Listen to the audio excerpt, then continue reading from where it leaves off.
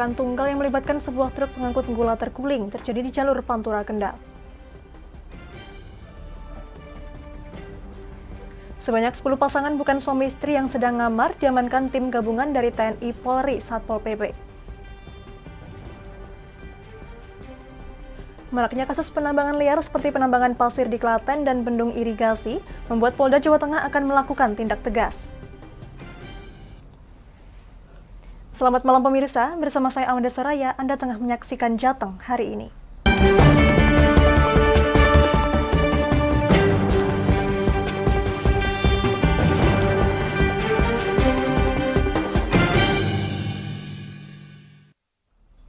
Bencana banjir menerjang beberapa kecamatan di Kabupaten Pati Selatan. Beberapa kecamatan seperti Kecamatan Tambak Romo, Kecamatan Gabus, dan juga Kecamatan Winong merupakan kecamatan yang terdampak banjir. Kondisi paling parah yakni di Kecamatan Tambak Romo, yakni di Desa Sinom Widodo, ribuan jiwa terdampak dan tercatat 1 orang meninggal dunia.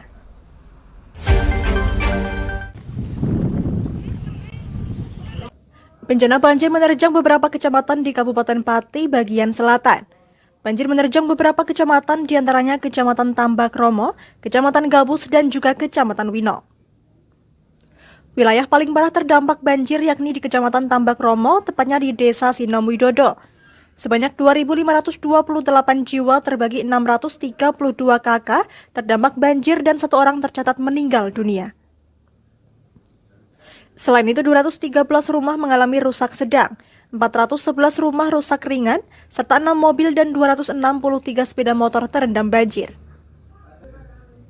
PJ Bupati Pati Henggar Budi Anggoro yang mengunjungi Desa Sinom Widodo pasca banjir menerjang mengungkapkan, dapur umum untuk membantu masyarakat terdampak banjir sudah didirikan.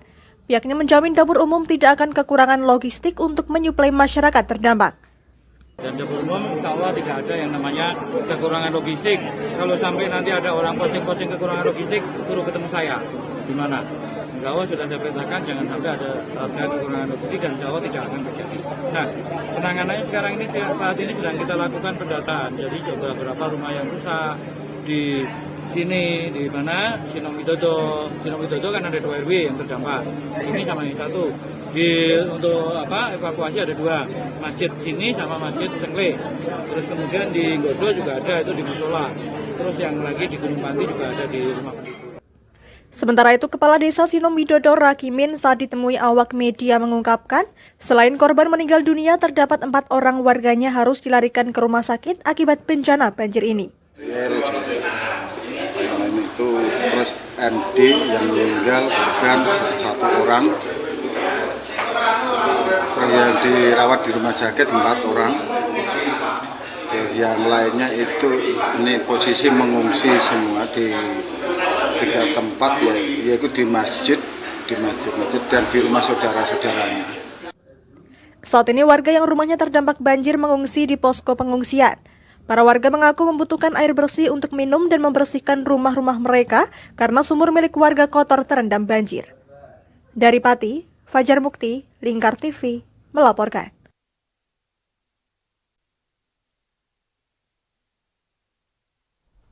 Sepuluh pasang bukan suami istri diamankan tim gabungan TNI, Polri, Satpol PP di sebuah hotel di Kecamatan Kota Pati pada Rabu sore. 10 pasang tersebut kemudian dibawa ke markas Satpol PP Pati untuk kemudian diberi pembinaan oleh tim gabungan serta pembinaan dari Dinas Sosial.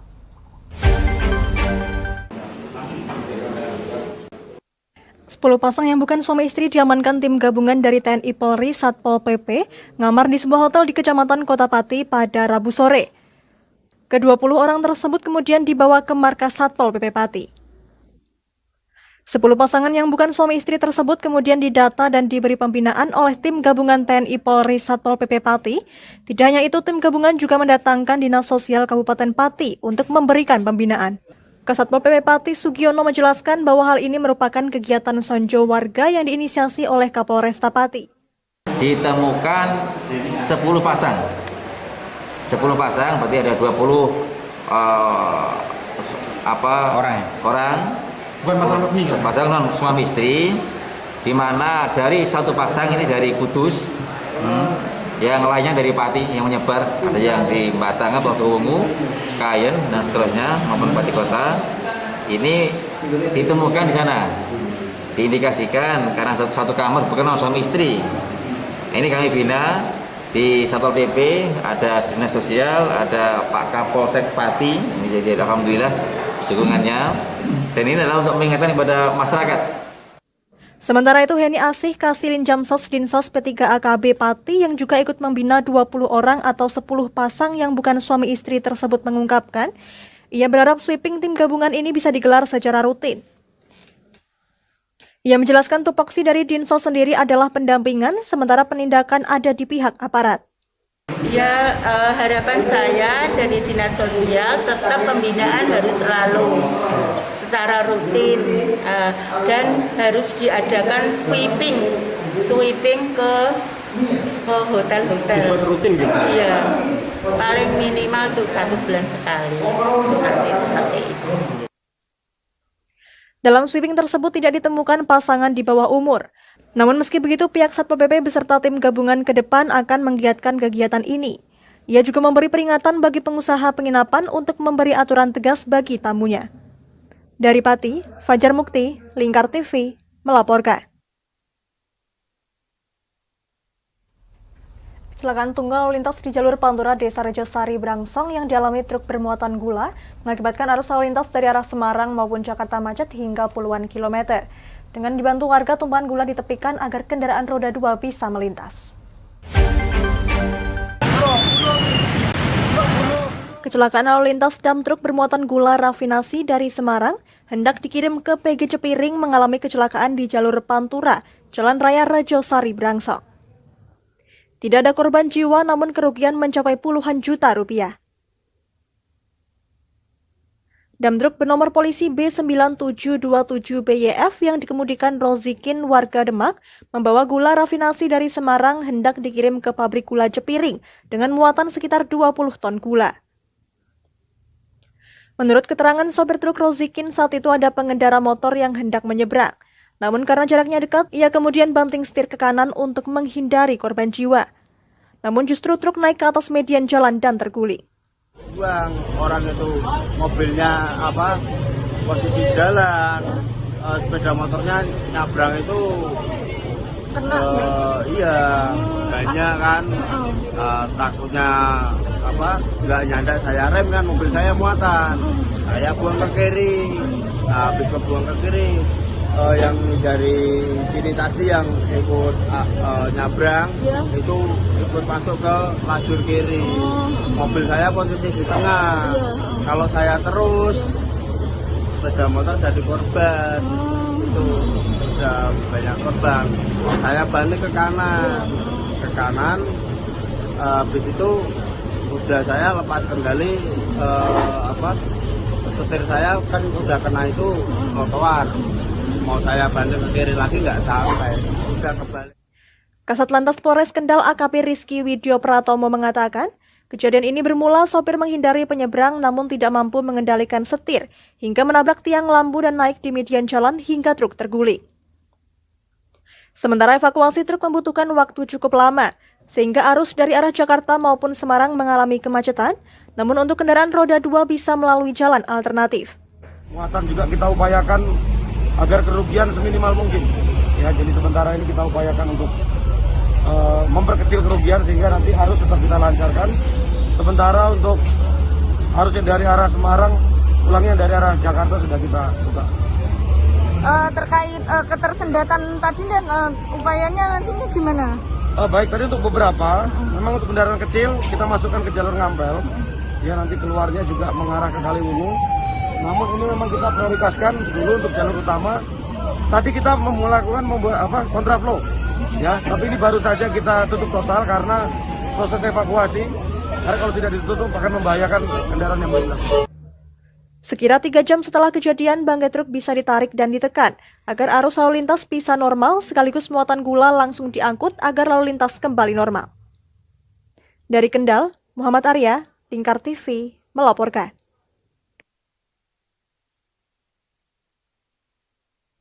Jangan kemana-mana pemirsa, kami akan kembali usai jeda pariwara. Tetap bersama kami.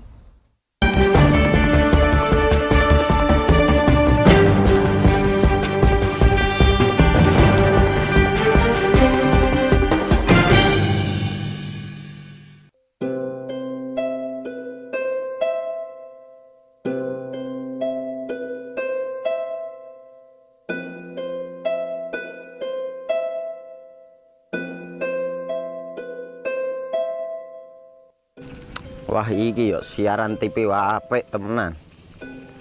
Filme cocok karo suasanane. Elah. Lapo le bro ngene iki awan-awan kok. Iki lho nonton TV, Kang. Wah, kenal nedan kowe wong kenang delok HP kok delok TV piye? Wah kurang update kowe iki, Kang. Lho maksudnya piye kok ngarane aku update itu? Iki lho deloken aku nonton TV tenan. Apa kira nonton HP? Wong delok HP ngono kenal nedan apa iki. Iki lho delok siarane. Lho, kok iso ya? Yo TV apa? Jenenge Lingkar TV, Kang. Saiki erane TV kok ngene iki. Kok Lingkar TV nek diae awak dhewe panggone iso nonton TV lewat HP. Kok ngene iki. Ana film-film ngene iku ya? Iya, filme apik-apik kaya ngene iki. Awak dhewe nek sawah leren mbut gawe iso leren ndelok film-film ngene iki. Padha iso ngene iku. Iso, ora ketinggalan karo cah-cah kae. Duh. HP ku kok ora iso tak nggo ngono piye carane iki? Iki lho Rip, tak doi carane. Piye? Kowe buka Play Store. Play Store, Mas. Yo iku pokoke. Play Store apa? Ketik Lingkar TV. Engko lek wis ngono, klik install. Nah, engko wis ana metu menune Lingkar TV karek ndelok siaran apa ae. Film-filme apik-apik. Berarti film channel Lingkar TV metu nang kene kabeh ra? Iso. Filme wah cocok karo suasana cara didelok ya. Oh, wis iki iso iki. Iya metu kabeh ngene TV wah. Iya. Ondiange ya. Makane Lingkar TV filme apik-apik kabeh. Iya, aku ngene kok. Lagi reti iki aku malah. Sekolo Iya. ana bocah-bocah ajak ndelok. Heeh, ben seru nang kene ya, kawan. Wabek. Rene lo. Tak deloki apik-apik ana film Josh iki.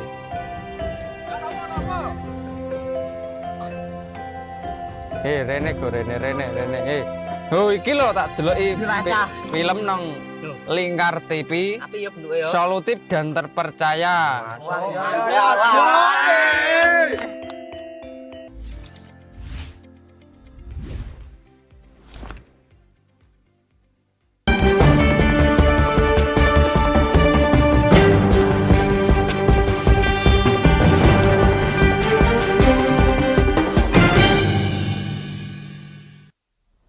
Masih bersama Jateng hari ini pemirsa, Kepolisian Daerah Jawa Tengah akan menertibkan dan menindak tegas terhadap penambangan liar di wilayah Jawa Tengah.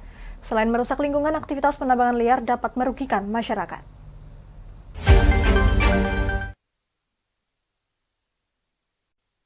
Maraknya penambangan liar di wilayah Jawa Tengah mulai ditindaklanjuti secara serius oleh Kepolisian Daerah Jawa Tengah dan Energi Sumber Daya Mineral Provinsi Jawa Tengah.